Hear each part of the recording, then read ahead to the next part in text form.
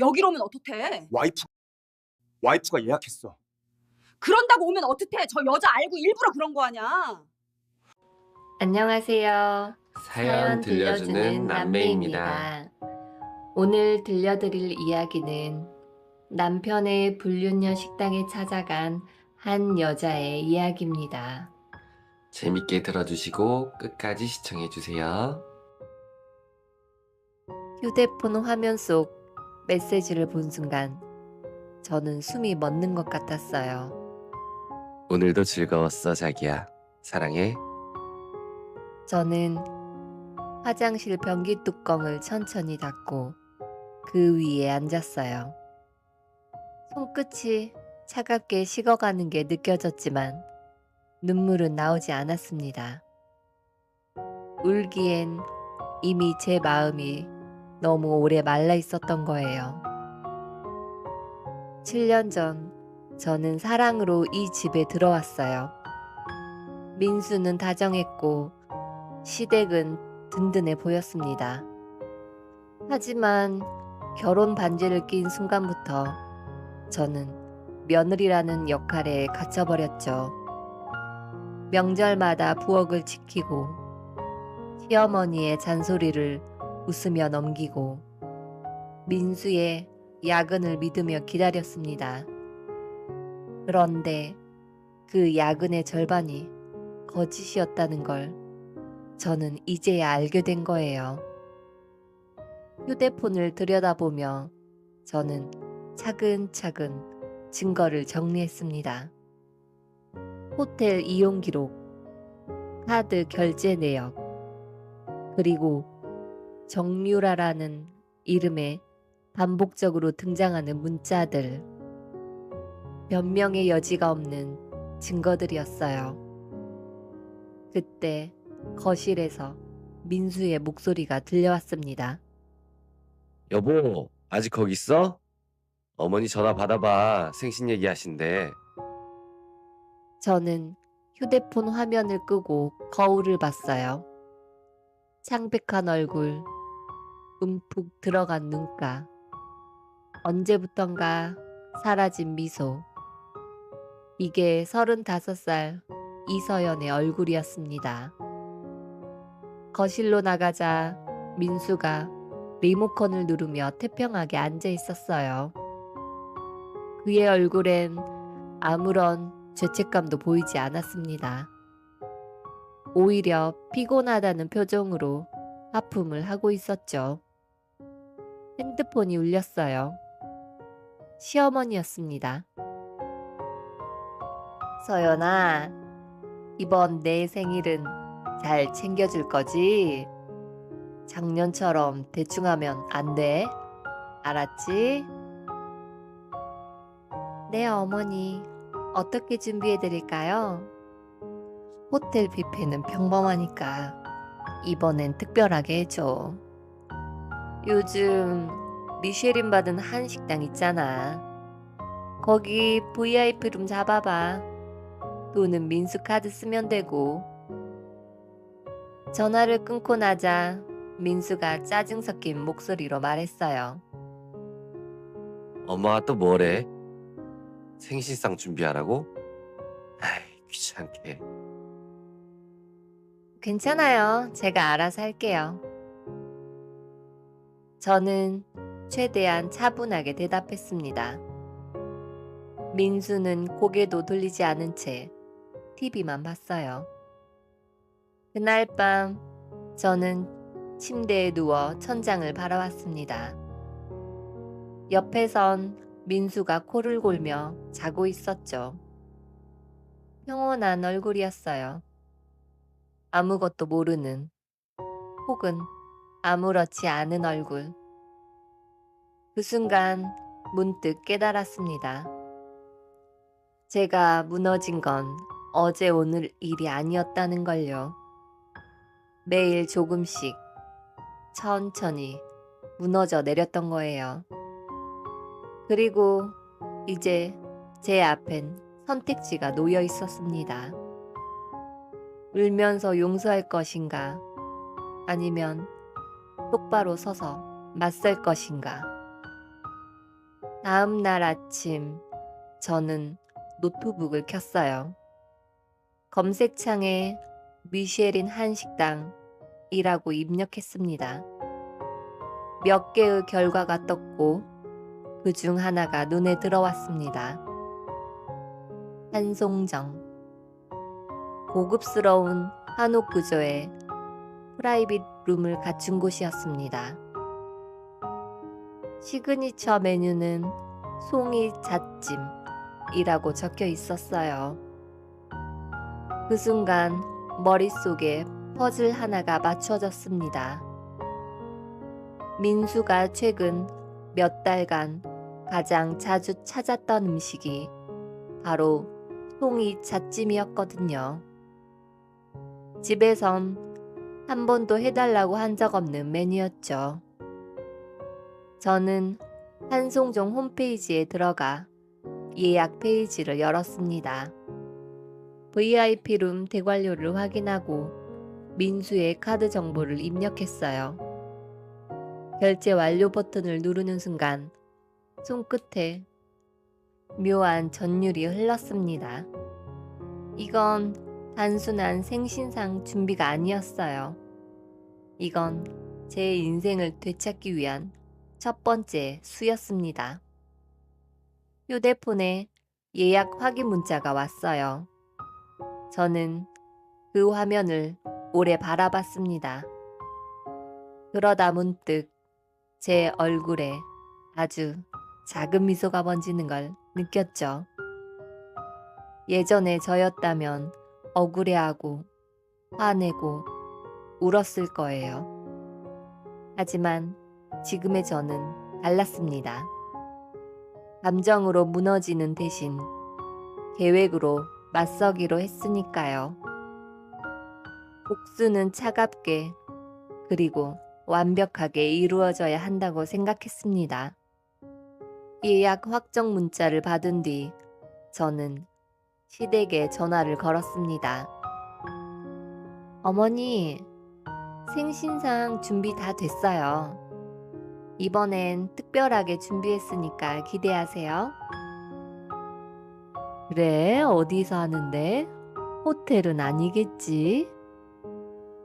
한송정이라고 미쉐린 등재된 한식당이에요. VIP룸으로 예약했어요. 오, 거기? 예약하기 힘들다던데 어떻게 잡았어? 역시 우리 며느리가 똑부러지긴 해. 전화를 끊고 나니 입안이 씁쓸했어요. 칭찬이라기보단 확인에 가까운 말투였으니까요. 하지만 상관없었습니다. 이번 생신상은 시어머니를 위한 게 아니었으니까요. 며칠 뒤 저는 한송정에 직접 방문했습니다.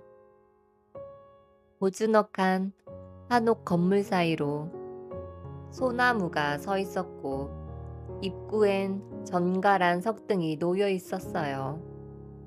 문을 열고 들어서자 은은한 소나무 향이 코끝을 스쳤습니다. 매니저가 반갑게 맞아주었죠. 예약하신 이서연 고객님 맞으시죠? VIP룸 송림으로 안내해드릴게요. 복도를 지나 안쪽으로 들어가자 아담하면서도 품격 있는 룸이 나타났습니다. 창 밖으로는 작은 정원이 보였고 중앙엔 원목 테이블이 놓여 있었어요. 완벽한 무대였습니다. 저는 매니저에게 조심스럽게 물었어요. 혹시 여기 주방에 정유라 셰프님 계시나요? 아, 유라 셰프님 아시나봐요. 네, 저희 부주방장님이세요. 송이 요리 전문가시죠. 혹시 특별히 요청하실 메뉴 있으세요? 송이 잣찜으로 부탁드려요. 그리고 가능하면 정유라 셰프님이 직접 서빙해 주셨으면 해요. 생신상이라 특별하게 하고 싶어서요. 아, 그 정도는 VIP 고객님께 충분히 가능하죠. 말씀드려 놓을게요. 매니저가 밝게 웃으며 고개를 끄덕였습니다. 저도 웃으며 답했지만 속으로는 심장이 빠르게 뛰고 있었어요. 모든 퍼즐이 하나씩 제자리를 찾아가고 있었습니다. 드디어 생신 당일이 왔습니다. 저는 일부러 평소보다 단정하게 옷을 입었어요. 검은색 브라우스에 베이지 팬츠, 최소한의 액세서리. 싸우러 가는 게 아니라 진실을 드러내러 가는 거였으니까요. 오후 5시, 시댁 식구들이 하나둘 모이기 시작했습니다. 시아버지, 시어머니, 그리고 민수의 남동생 부부까지 모두들 VIP 룸에 감탄하며 자리에 앉았어요. 역시 여긴 다르네. 서연아, 이번엔 제대로 준비했구나. 민수 카드 썼다며? 아들 카드 한번 쓸만하지 뭐. 에이, 아버지, 어머니 생신이잖아요. 민수는 웃으며 분위기를 띄웠지만 저는 그의 손이 미세하게 떨리는 걸 봤어요. 그는 이곳이 어디인지 알고 있었습니다. 아마 지금쯤 심장이 터질 듯이 뛰고 있겠죠. 곧 문이 열리고 앞치마를 두른 여자가 쟁반을 들고 들어왔습니다. 정유라였어요. 그녀는 쟁반을 들고 있었지만 시선은 바닥에 고정되어 있었습니다. 얼굴은 창백했고 손끝은 미세하게 떨리고 있었어요. 민수는 숨을 삼키며 젓가락을 떨어뜨렸습니다. 어머, 정유라 셰프님이시네요. 직접 서빙까지 해주시다니 영광이에요. 아, 네. 오늘 특별히 VIP 고객님 요청이 있으셔서요. 송이잣찜, 남편이 정말 좋아하는 요리거든요. 어떻게 하셨을까요? 유라의 손이 흔들렸어요. 쟁반 위의 접시가 살짝 기울었지만 그녀는 간신히 중심을 잡았습니다. 민수는 식은땀을 흘리며 시선을 피했어요. 시어머니는 아무것도 모른 채 기분 좋게 말했습니다. 오, 이거 정말 근사한데? 역시 미쉐르는 다르네. 유라 셰프님, 여기서 오래 일하셨어요? 네, 2년 정도 됐습니다. 그럼 단골 손님도 많으시겠네요. 유라는 대답하지 못하고 눈을 내리깔았어요. 저는 그 순간을 놓치지 않고 천천히 말했습니다. 단골 손님이라 맞아요. 민수 씨도 요즘 이 근처 자주 온다고 했죠? 응.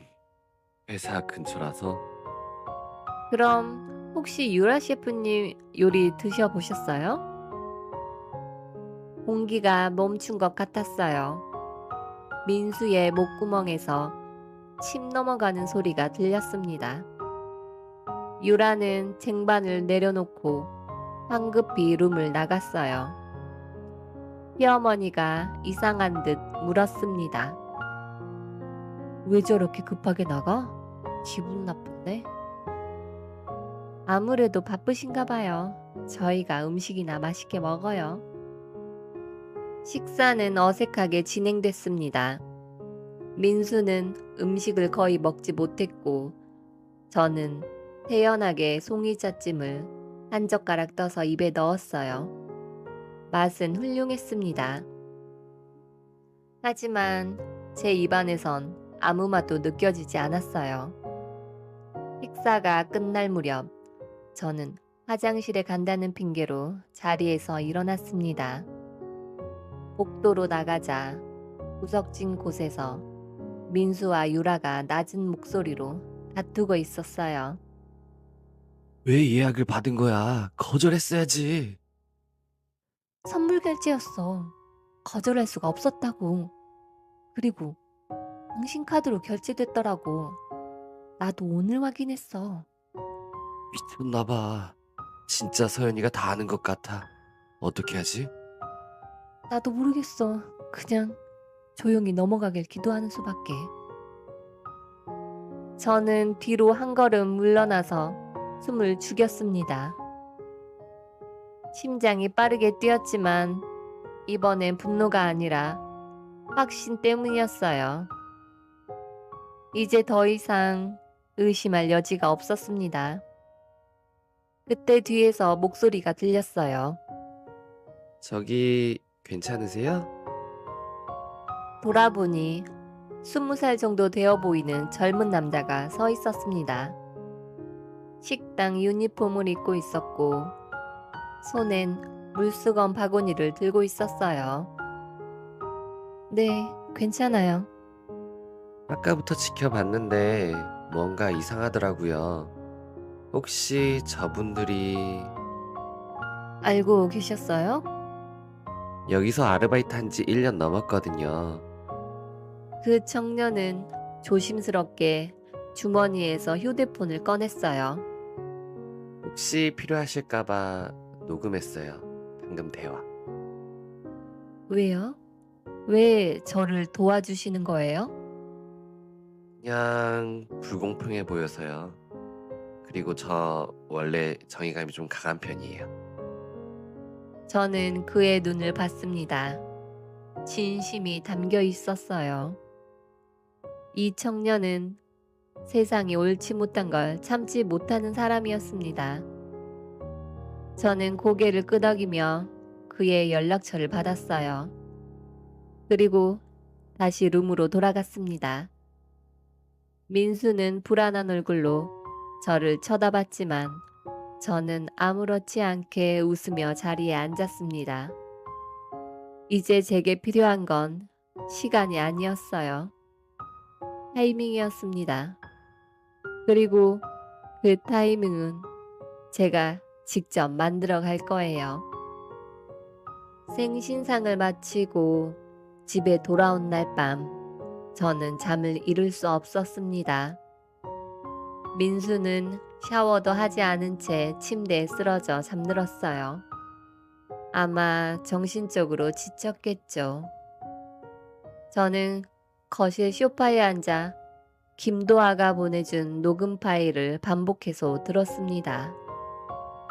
녹음 파일에 민수의 목소리엔 다급함이, 유라의 목소리엔 두려움이 묻어 있었어요. 들을 때마다 가슴 한쪽이 저려왔지만 저는 눈물을 흘리지 않았습니다. 이제 슬픔보다 분노보다 냉정함이 앞섰으니까요. 다음 날 아침 민수는 평소보다 일찍 출근한다며 서둘러 집을 나갔어요. 저는 창문 너머로 그의 뒷모습을 지켜봤습니다. 어깨가 축 처진 채 걸어가는 모습이 어쩐지 초라해 보였어요. 핸드폰이 울렸습니다. 김도아였어요. 저 이서연님 맞으시죠? 어제 그 파일 잘 받으셨어요? 네, 고마워요. 정말 큰 도움이 됐어요. 그런데 혹시 시간 되시면 한 번 만나 뵐 수 있을까요? 드릴 말씀이 있어서요. 무슨 말씀이신데요? 전화로는 좀 직접 뵙고 말씀드리고 싶어요. 도아의 목소리엔 조심스러움과 동시에 무언가 확신이 담겨 있었어요. 저는 직감적으로 느꼈습니다. 이 청년이 가진 건 단순한 녹음 파일만이 아니라는 걸요. 우리는 한송정 근처 조용한 카페에서 만났습니다. 도아는 낡은 백팩을 메고 나타났어요. 대학생처럼 보였지만 눈빛만큼은 또래보다 훨씬 성숙해 보였습니다. 그는 자리에 앉자마자 조심스럽게 노트북을 꺼냈어요. 사실 저 법학과 4학년이에요. 그리고 아르바이트 하면서 우연히 알게 된 게 있어서요. 뭘 알게 되셨는데요? 이서연님 남편분이랑 그 가족들이 운영하는 장학재단 있잖아요. 희망 미래 장학재단. 네, 알아요. 시아버지께서 만드신 거예요. 그 재단 회계 자료를 우연히 보게 됐어요. 식당에서 재단 사람들이 자주 미팅을 하거든요. 그런데 이상한 점들이 너무 많았어요. 도아는 노트북 화면을 제게 돌려 보여줬어요. 엑셀 시트에는 빼곡하게 숫자들이 적혀 있었고 특정 부분엔 형광펜으로 표시가 되어 있었습니다. 여기 보세요. 작년 9월 재단에서 3억이 빠져나갔어요. 명목은 장학사업 확대였는데 실제로는 정유라 씨 식당 증축비로 들어갔어요. 그리고 여긴 이건 더 심각한데 그가 가리킨 곳엔 특별 지원금이라는 항목이 여러 개 나열되어 있었어요. 금액은 적게는 500만 원에서 많게는 2천만 원까지 다양했습니다. 이 특별지원금 수혜자들 전부 실존하지 않는 사람들이에요. 제가 하나하나 확인해 봤거든요. 이름만 빌린 유령 학생들이죠. 그 돈은 결국 다시 재단 운영진 계좌로 돌아가고 있어요. 그럼 이게 횡령이라는 거예요? 네, 그리고 여기 결제 서명 보세요. 전부 민수 씨 서명이에요. 화면 속 서명을 보는 순간 저는 숨이 막혔어요. 분명히 민수의 필체였습니다. 평소 택배 받을 때 쓰던 그 서명과 똑같았어요. 손이 차갑게 식어갔습니다. 남편의 외도도 충격이었지만 이건 차원이 다른 문제였어요. 이건 범죄였습니다. 이걸 왜 저한테 보여주시는 거예요? 제가 이 재단 장학생이거든요. 우아의 목소리가 떨렸어요. 그는 커피잔을 꽉 쥔 채 말을 이어갔습니다. 저희 어머니 혼자서 저 키우셨어요. 청소일 하시면서요. 제가 법대에 들어갈 수 있었던 건 이 장학금 덕분이었어요. 그런데 이런 식으로 재단이 운영되고 있었다는 게 믿기지 않았어요. 진짜 도움이 필요한 학생들은 탈락시키고 유령 학생들한테 돈을 준다는 게. 그래서 저를 찾아오신 거군요. 네, 이서연님 아드님도 이 재단 장학생이시잖아요. 그런데 혹시 아세요? 다음 달에 아드님 장학금 재심사 들어간대요. 머리가 멍해졌어요. 도윤이의 장학금 재심사? 그런 얘기는 들어본 적도 없었습니다. 그게 무슨 소리예요? 도윤이 성적도 좋고 봉사활동도 열심히 하는데 그게 문제가 아니에요. 재단 측에서 일부러 탈락시키려는 것 같아요. 제가 들은 바로는 이서연님이 가만히 있지 않을 거라고 판단한 것 같아요. 그래서 아드님을 볼모로 잡으려는 거죠. 온몸에 소름이 돋았어요. 시댁은 제가 예상했던 것보다 훨씬 더 악랄했습니다. 아들까지 건드리려 한다니 이건 전쟁 성포나 다름없었어요. 집으로 돌아오는 길 저는 멍한 상태로 걸었습니다.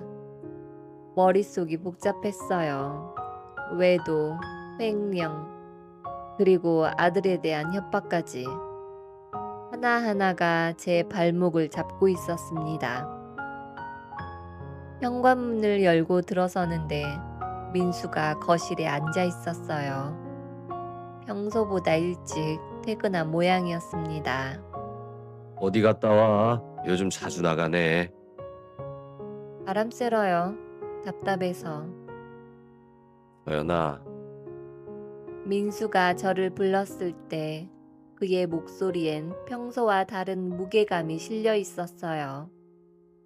저는 가방을 내려놓고 그를 쳐다봤습니다. 너 요즘 이상해. 뭔가 숨기는 거 있지? 저요? 제가요? 어머니한테서 연락 왔어. 도윤이 장학금 재심사 들어간다고. 혹시 네가 재단에 뭐라고 한 거 없어? 전 아무 말도 안 했어요. 그럼 왜 갑자기 재심사를 해? 뭔가 문제가 있으니까 그러는 거 아니야? 민수는 제게 책임을 떠넘기고 있었어요. 자신들이 저지른 일은 감추고 오히려 저를 의심하는 그 태도가 역겨웠습니다. 저는 차분하게 대답했어요. 문제가 있다면 재단 쪽이겠죠? 제가 뭘 잘못했겠어요? 에이, 됐어. 그냥 조용히 넘어가자. 어머니가 그러는데 재단에 기부금 좀 내면 장학금 문제없이 유지된대. 그러니까 네가 좀 얼마요? 10억. 저는 웃음이 나왔어요. 허탈한 웃음이었죠. 10억. 아들의 미래를 볼모로 10억을 요구하다니. 이건 협박이 아니라 공갈이었어요. 10억이요? 우리한테 그런 돈이 어디 있어요?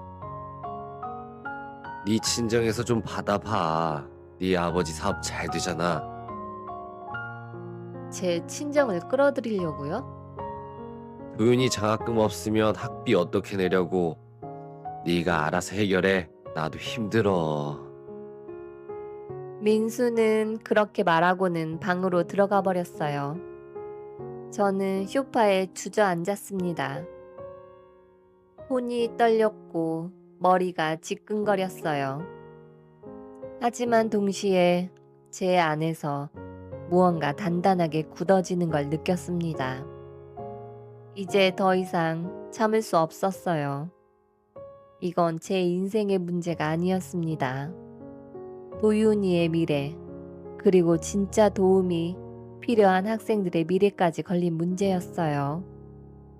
저는 핸드폰을 꺼내 도아에게 문자를 보냈습니다. 자료 전부 주세요. 제가 직접 움직일게요. 몇 초 뒤 답장이 왔습니다. 알겠습니다. 끝까지 돕겠습니다. 저는 창밖을 바라봤습니다. 밤하늘엔 별이 하나도 보이지 않았어요. 구름이 잔뜩 끼어 있었습니다. 하지만 구름 너머엔 분명 별이 있다는 걸 저는 알고 있었어요. 이 어둠도 언젠가는 거칠 거라고 저는 믿기로 했습니다. 다음 날 아침 우편함에서 두꺼운 봉투 하나가 도착했습니다. 날씬이는 희망미래 장학재단이었어요. 손이 떨렸지만 저는 침착하게 봉투를 뜯었습니다. 안에는 한 장의 공문이 들어 있었어요. 귀 자녀 이도윤 학생의 장학금 지급이 재심사 결과 중단되었음을 알려드립니다. 예상했었던 일이지만 글자로 확인하니 가슴 한쪽이 무너지는 것 같았어요. 도윤이는 아직 학교에 가고 없습니다. 이 사실을 어떻게 말해야 할까요? 휴대폰이 울렸어요. 시어머니였습니다. 서연아, 재단에서 통보 받았지? 도윤이 장학금 말이야. 네, 방금 확인했어요. 이게 다 네가 요즘 이상하게 구니까 그런 거야. 우리 재단은 품행도 중요하게 보거든. 며느리가 집안 분위기를 흐리면 손자까지 영향을 받는 법이야. 제가 뭘 잘못했는데요? 내 생일날 분위기 이상했잖아. 민수한테 다 들었어. 네가 요즘 뭔가 의심하고 다닌다면서? 남편 믿고 따라야지. 며느리가 남편 뒷조사하고 다니면 되겠어? 저는 입술을 깨물었어요. 분노가 치밀어 올랐지만 목소리는 최대한 평온하게 유지했습니다. 그럼 어떻게 하면 장학금이 다시 나올까요? 간단하지. 재단에 10억 기부해. 그럼 도윤이 장학금은 물론이고 앞으로도 계속 지원해 줄 수 있어. 생각해봐. 10억으로 아들 미래 사는 거야. 싼 거지. 10억이 어디 있어요? 저희 형편에. 네 친정 아버지한테 부탁해봐. 사업 잘 된다며? 딸 하나 시집 보냈으면 그 정도는 해줄 수 있잖아. 아니면 네가 알아서 구하든지. 전화는 일방적으로 끊겼어요. 저는 핸드폰을 쥔 채 그대로 소파에 주저앉았습니다. 아들의 미래를 볼모로 잡다니 이건 가족이 아니었어요. 이건 감옥이었습니다. 하지만 저는 울지 않았어요. 대신 핸드폰을 들고 도아에게 전화를 걸었습니다. 도아 씨, 지금 만날 수 있을까요? 더 이상 미룰 수가 없을 것 같아요. 네, 바로 나갈게요. 어디서 볼까요? 자료 전부 가져와 주세요. 그리고 혹시 아는 기자분 있으세요? 네, 한 분 있어요. 탐사보도 전문 기자님이세요. 그분도 같이 연결해 주세요. 이제 직접 나설 거예요. 그날 오후 저는 도아와 함께 작은 스터디 카페에서 만났습니다. 그는 두꺼운 파일과 USB를 가져왔어요. 안에는 재단의 회계 자료, 유령 학생 명단, 그리고 민수와 유라의 거래 내역까지 빼곡하게 정리되어 있었습니다. 여기 보세요. 이게 지난 3년간 재단에서 빠져나간 돈의 흐름이에요. 총 12억 정도 되는데 이 중 절반은 정유라 씨 식당 관련 비용으로 쓰였어요. 나머지는 박 회장님과 민수 씨 개인 계좌로 돌아갔고요. 증거가 확실한가요? 네, 은행 거래 내역이랑 재단 회계 장부에 대조해봤어요. 서명도 전부 민수 씨 거예요. 이 정도면 횡령 혐의 고발 가능해요. 저는 자료를 한 장 한 장 넘겨봤습니다. 숫자들이 눈앞에서 흐릿하게 번졌지만 저는 정신을 차렸어요. 지금 무너지면 안 됐습니다. 이걸 언론에 제보하면 민수는 끝나겠죠? 네, 아마 형사처벌까지 갈 거예요. 그리고 재단도 해체될 가능성이 높아요. 괜찮아요. 이 재단은 어차피 진짜 학생들을 돕는 곳이 아니었으니까요. 저는 USB를 손에 꼭 쥐었어요. 작고 가벼운 물건이었지만 그 안엔 제 인생을 바꿀 진실이 담겨 있었습니다. 도아가 조심스럽게 물었어요. 정말 괜찮으세요? 이거 공개되면 이서연님 인생도 많이 바뀔 거예요. 이혼은 물론이고 주변 시선들도 만만치 않을 텐데. 이미 제 인생은 망가져 있었어요. 이걸 몰랐을 뿐이죠. 이제라도 바로 잡으려고요. 존경스러워요. 보통 사람들은 참고 살거든요. 그게 편하니까. 전 더 이상 편한 게 중요하지 않아요. 옳은 게 중요해요. 도아는 잠시 말이 없었어요. 그러다 고개를 끄덕이며 말했습니다. 제가 아는 기자님한테 연락해 볼게요. 이 정도 자료면 분명 관심 가지실 거예요. 탐사보도팀이라 이런 사건 전문이거든요. 고마워요, 도아씨. 정말 고마워요. 아니에요. 저도 이 재난 때문에 힘들었던 친구들 많이 봤거든요. 진짜 어려운 애들은 떨어지고 연줄 있는 애들만 붙고 이번 기회에 제대로 정리됐으면 좋겠어요.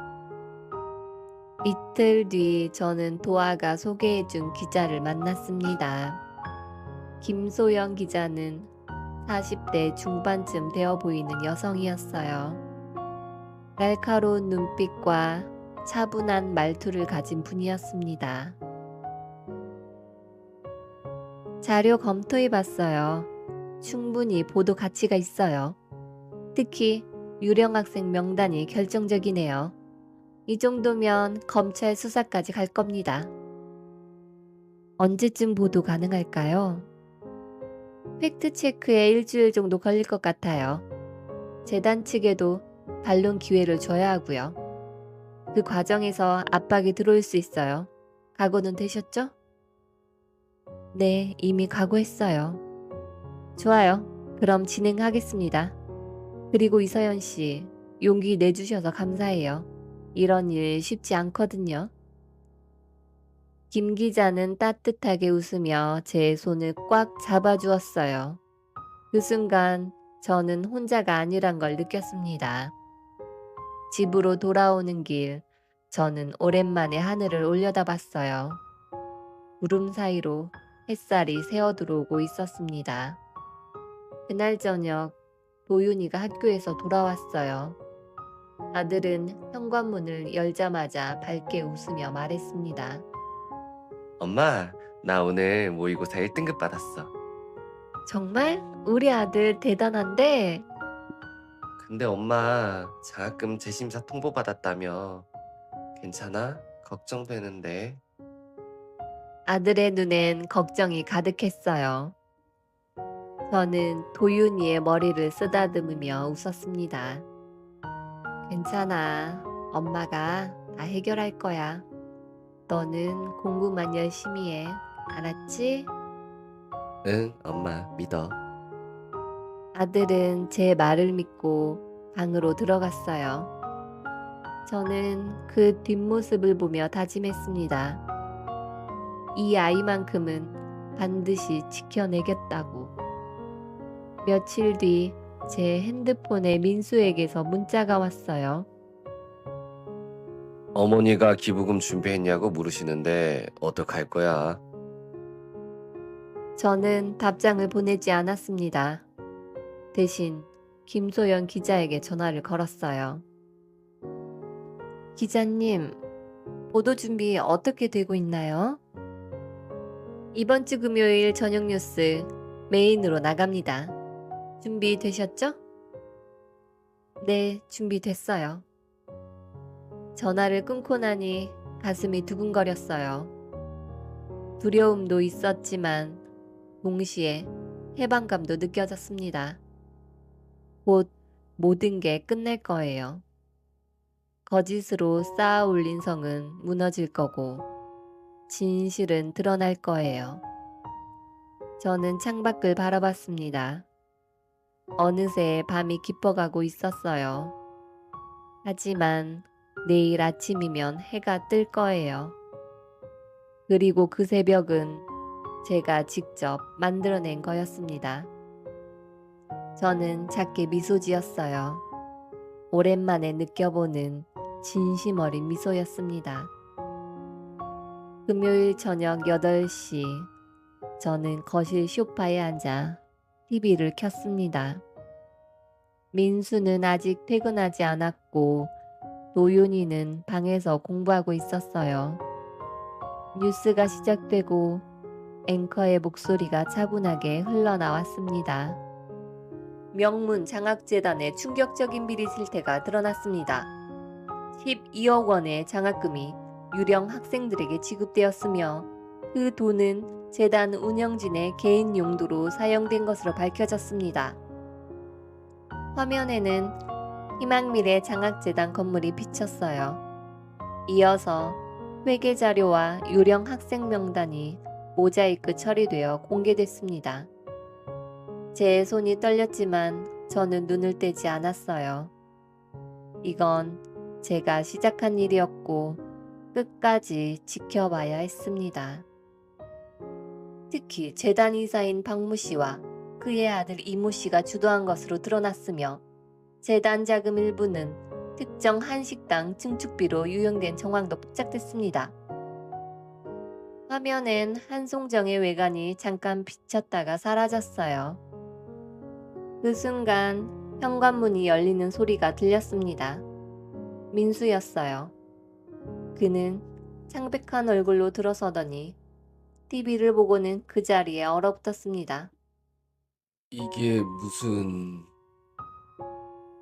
앉아요. 끝까지 봐야죠. 민수는 비틀거리며 소파에 앉았어요. 뉴스는 계속됐습니다. 검찰은 내일 재단 사무실과 관련자 자택을 압수수색할 예정이며 횡령 및 배임 혐의로 수사를 확대할 방침입니다. 뉴스가 끝나자 민수의 핸드폰이 미친 듯이 울렸어요. 시아버지, 시어머니, 회사, 동료들. 하지만 그는 전화를 받지 않았습니다. 그저 멍하니 앉아있을 뿐이었어요. 네가 한 거야? 네, 제가 했어요. 왜?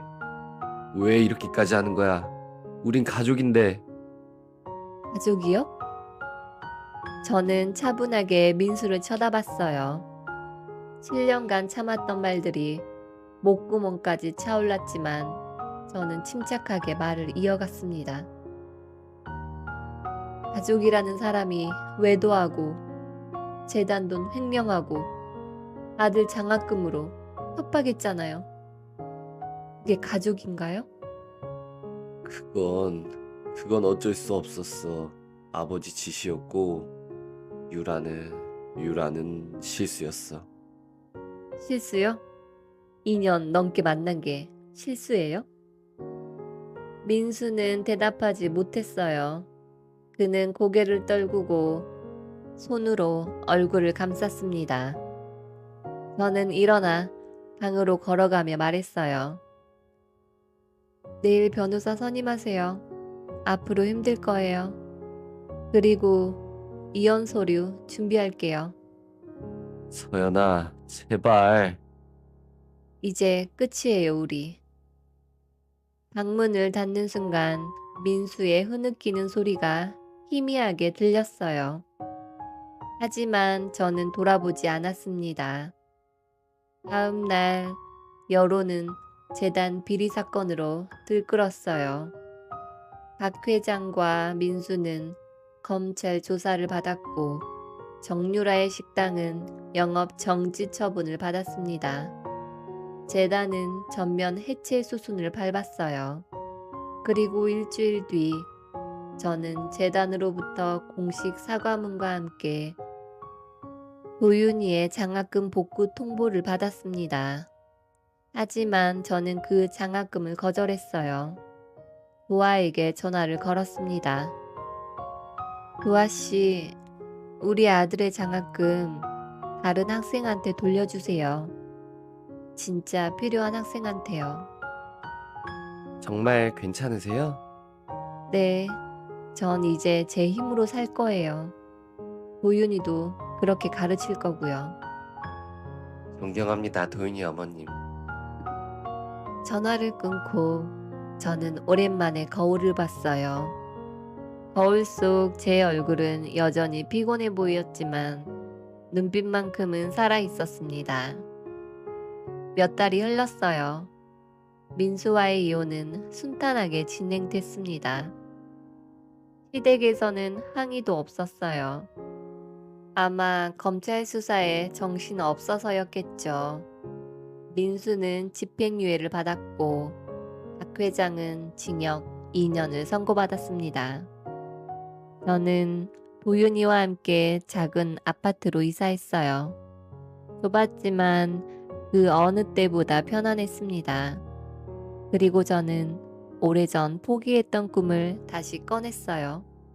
디자인이었습니다. 대학 시절 저는 패키지 디자인을 전공했어요. 결혼하면서 모두 접었지만 그 열정만큼은 사라지지 않았던 거예요. 저는 작은 작업실을 얻고 새벽 디자인이라는 이름을 걸었습니다. 엄마, 왜 새벽이에요? 가장 어두운 밤 이후에 오는 게 새벽이잖아. 엄마는 지금 그 새벽을 지나고 있어. 멋있다, 엄마. 나도 엄마처럼 강한 사람이 될래. 아들의 말에 저는 웃었어요. 진심으로 웃을 수 있었습니다. 몇 달 뒤 도아가 작업실에 찾아왔어요. 그는 정장을 입고 있었고 손에는 작은 꽃다발을 들고 있었습니다. 도윤 어머님, 저 사법고시 합격했어요. 정말요? 축하해요, 도아씨. 도윤 어머님 덕분이에요. 그때 용기 내지 않았으면 전 여전히 침묵하고 있었을 거예요. 정말 감사합니다. 아니에요. 저야말로 감사하죠. 도아는 환하게 웃었어요. 그 미소를 보며 저는 깨달았습니다. 혼자가 아니라는 걸요. 제가 용기를 냈을 때 누군가는 함께 해주었다는 걸요. 1년 뒤 새벽 디자인은 작지만 탄탄한 고객층을 확보했습니다. 소상공인을 위한 패키지 디자인이 주 업무였어요. 화려하지는 않았지만 의미 있는 일이었습니다. 며칠 뒤 저는 마트 앞에서 우연히 민수를 마주쳤어요. 그는 많이 수척해져 있었어요. 머리도 희끗희끗했고 표정도 어두웠습니다. 저를 보자 그는 잠시 멈칫하더니 고개를 숙였어요. 잘 지내? 네, 잘 지내요. 도윤이도? 잘 지내요. 걱정 마세요. 미안해. 정말 미안해. 민수의 목소리는 떨리고 있었어요. 저는 그를 잠시 바라봤습니다. 한때 사랑했던 사람. 하지만 이젠 그저 지나간 과거일 뿐이었어요. 괜찮아요. 전 이제 괜찮으니까 민수 씨도 잘 사세요. 저는 그렇게 말하고 걸음을 옮겼어요. 뒤돌아보지 않았습니다. 그럴 필요가 없었으니까요. 집으로 돌아오는 길, 저는 하늘을 올려다봤어요. 구름 한 점 없는 맑은 하늘이었습니다. 저는 작게 미소 지었어요. 7년 전, 저는 사랑으로 결혼했습니다. 하지만 그 사랑은 서서히 저를 잠식했고 결국 저를 잃게 만들었어요. 하지만 지금 저는 다시 찾았습니다. 저 자신을요. 복수는 증오가 아니었어요. 복수는 존엄이었습니다. 스스로 일어서는 것, 진실을 마주하는 것, 그리고 다시 걷는 것. 작업실 문을 열고 들어서니 책상 위에 도아가 보낸 꽃 한 송이가 놓여 있었어요. 응원 메모도 함께 말이죠. 저는 그 메모를 읽으며 웃었어요. 세상은 여전히 불완전했고 앞으로도 어려움은 있겠죠. 하지만 이제 저는 알았습니다. 어둠 뒤엔 반드시 새벽이 온다는 걸. 그리고 그 새벽은 스스로 만들어가는 거라는 걸. 저는 컴퓨터를 켜고 새로운 디자인 작업을 시작했습니다. 오늘도 그리고 내일도 저는 걸어갈 거예요. 제 이름으로, 제 힘으로, 그리고 제 선택으로. 창밖으론 노을이 지고 있었어요. 붉은 하늘 아래 저는 조용히 웃었습니다. 가장 아름다운 복수는 행복하게 사는 것이었습니다.